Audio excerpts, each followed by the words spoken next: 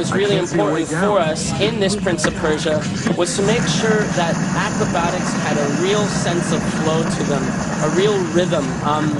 In an ideal world, people will literally flow through acrobatics and do the acrobatics in this game,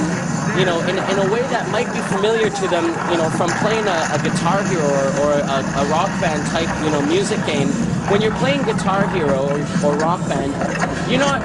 necessarily, you know, looking at your fingers and saying, okay, green button, okay, yellow button, okay, red button. Particularly not if you've played for a couple of hours or days. You're always sort of looking, you know, 4, 5, 6 notes ahead, and you sort of start to get into this almost Zen-like mode whereby the moves, if you will, the button presses just kind of come naturally, and you're really just sort of lost in the experience of playing that song. And that's really what we're trying to accomplish with the acrobatics. You don't necessarily have to think once you've played for a while, all right, here I have to press the A button to jump, and here I have to press the B button in order to swing off of that ring.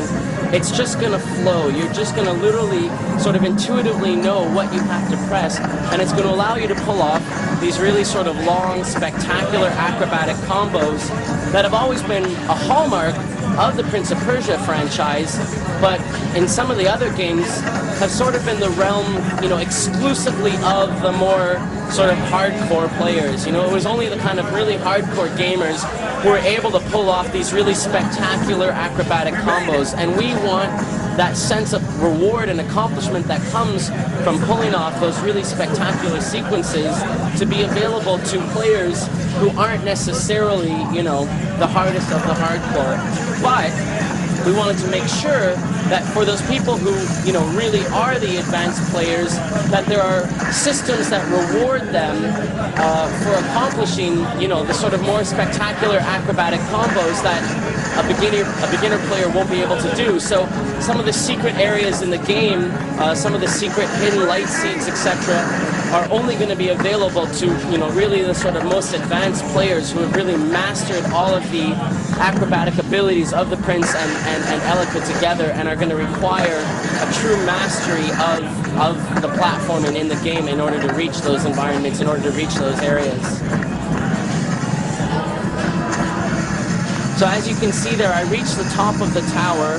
The warrior wasn't happy with what I was trying to do, smashed the tower, and it all came crumbling down. I worked my way back down to the bottom of the tower,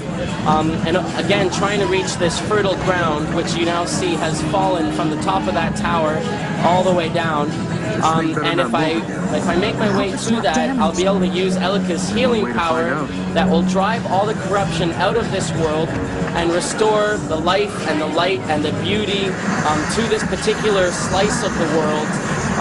permanently driving the corruption out. So no enemies will ever be able to survive in this chunk of the world again.